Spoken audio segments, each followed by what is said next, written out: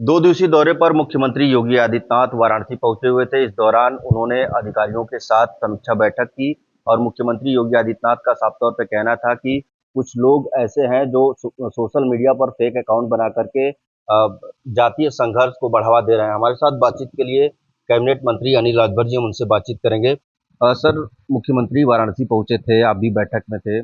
साफ तौर पे उनका कहना था कि कुछ लोग सोशल मीडिया पर फेक अकाउंट बनाकर जातीय संघर्ष को बढ़ावा दे रहे हैं। बिल्कुल, कल भी कहा माननीय मुख्यमंत्री जी ने, आज भी कहा है। देखिए, प्रतिपक्ष के पास अब कोई मुद्दा है नहीं, कोई विषय है नहीं। प्रतिपक्ष ना ही नौजवान पे बात कर सकता है, ना ही किसान पे बात कर सकता है, न उत्तर प्रदेश के विकास पर कोई उनके पास जगह है बात करने को। और जाति जाति चिल्लाने के अलावा प्रतिपक्ष के पास कोई दूसरा रास्ता बचा नहीं है। और जिस तरह की घटनाएं पूरे प्रदेश में घटित हो रही हैं और जिस तरह का प्रयास और जिस तरह के बयान खास तौर पे समाजवादी पार्टी और उनके नेता के द्वारा दिया जा रहा है, वो इस बात को प्रमाणित करता है कि विषय निकालने की कितनी बेचैनी उनके अंदर है। सरकार की जिम्मेदारी है समाज में शांति बनी रहे, विकास का पहिया रुके ना, ये हमारी प्राथमिकता है।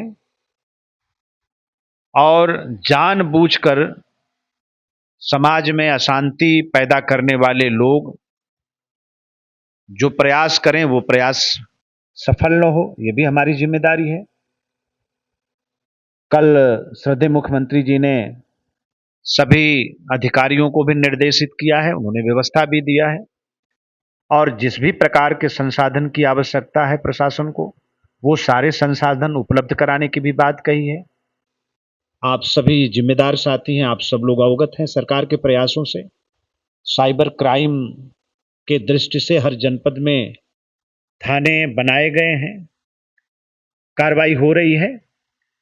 तो उत्तर प्रदेश में जो जातीय संघर्ष कराने के तरफ प्रतिपक्ष का जो एक प्रयास है, उसको सरकार कभी सफल नहीं होने देगी और जो लोग भी इसमें शामिल रहेंगे उनके खिलाफ सख्त से सख्त कार्रवाई सरकार सुनिश्चित करेगी। मुख्यमंत्री का संबोधन जब हो रहा था, आप भी वहां बैठे थे, उन्होंने एक घटना का जिक्र किया था जिसमें ये कह रहे थे कि वो केसरिया गमछा बांधकर एक लोगों ने आगजनी की घटना को अंजाम दिया। बाद में हाँ, गमछा हट गया और जबान से जो बात निकली उनके धर्म को प्रमाणित कर गई। तो ऐसी घटनाएं प्रमाणित, यही तो सीखने का अवसर है, यही समझने का अवसर है।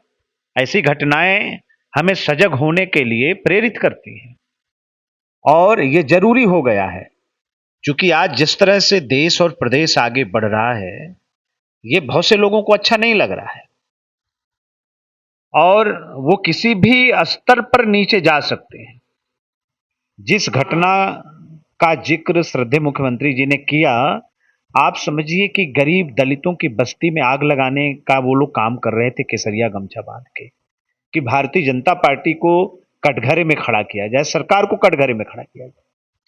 तो जितना नीचे स्तर पर जाकर ये घृणित काम करने का प्रयास हो रहा है राजनीतिक लाभ के लिए, उसका संज्ञान सरकार ने लिया है, श्रद्धेय मुख्यमंत्री जी ने लिया है और इस पर कहीं किसी प्रकार की लापरवाही की कोई गुंजाइश नहीं छोड़ी जाएगी और जो भी लापरवाही करेगा उसके खिलाफ भी सख्त कार्रवाई होगी। जिम्मेदार हमारे जो अधिकारी हैं इन बातों को गंभीरता से लें और चाहे बनारस हो, चाहे पूर्वांचल हो, चाहे पूरा उत्तर प्रदेश हो, कहीं इस प्रकार की कोई बात आई तो अधिकारियों की भी जवाबदेही तय करेंगे। ये स्पष्ट निर्देश है, क्योंकि सारा सिस्टम, सारा संसाधन आपको सरकार ने दिया है और उसके बाद भी ऐसी घटना घटती है तो निश्चित तौर पर यह क्षम्य नहीं है। कांवड़ यात्रा को लेकर के मुख्यमंत्री पहले से ही सख्त नजर आ रहे थे और इसको लेकर के सियासत भी देखने को मिल रहा था। जिस तरीके से जो नेम प्लेट लगाने की बात सामने आई थी, उसके बाद से जो समाजवादी पार्टी के नेता हैं, कांग्रेस के नेता हैं, वो लगातार तमाम आरोप लगा रहे थे। अब देखिए, हम कह रहे हैं कि आप कोई भी दुनिया का आदमी, देश का आदमी, आप किसी को बताइए कि भाई पहचान अपनी छुपा कर काम करने में आपको क्या मजा है, क्या लाभ है? आप अपनी पहचान क्यों छुपाना चाहते हैं? अपना आप नाम क्यों छुपा कर काम करना चाहते हैं? भाई हम तो देखेंगे ना, पवित्र श्रावण मास है, पवित्र कांवड़ यात्रा है, वो कहीं अपवित्र अपवित्र न हो, कोई बात न हो, ये सरकार देखेगी कि नहीं देखेगी। अब आप नाम अपना पहचान छुपा के और कुछ भी खिला दीजिए आप कांवड़ यात्रियों को हमारे। कई जगह थूकने का और पता नहीं क्या क्या हम लोग के सामने आता रहता है। हम लोग तो कांवड़ यात्रियों का अभिनंदन करना चाहते हैं कि उसके बाद भी हमारे कांवड़ यात्री कितना धैर्य के साथ अपना काम कर रहे हैं। कांवड़ नहीं, यात्रा को भी बदनाम करने की। हाँ बिल्कुल बदनाम करते हैं, ये साजिशन उपद्रवी लोगों को घुसा देते हैं उसमें, और प्रतिपक्ष कोई रास्ता छोड़ता नहीं कि बवाल हो जाए।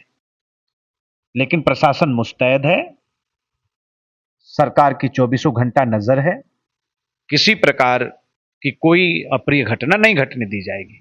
और स्वामी प्रसाद मौर्य हैं, वो कह रहे हैं कि कांवड़ यात्रा जो है आप लोगों की योजना में रहती है। अगर कोई मुसलमान सड़क पे नमाज पढ़ लेता है तो आप लोगों को दिक्कत होने लगती है।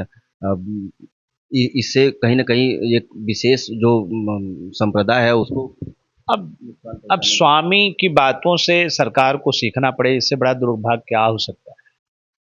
स्वामी प्रसाद मौर्य जी बेचारे अपने अस्तित्व की बात कर रहे हैं, अपने अस्तित्व की लड़ाई लड़ने का एक प्रयास कर रहे हैं, और सर्वदा से उन्होंने कैसी बातें देश प्रदेश में की हैं, सनातन के खिलाफ कैसे उनके विचार रहे हैं, ये किसी से छुपा नहीं है।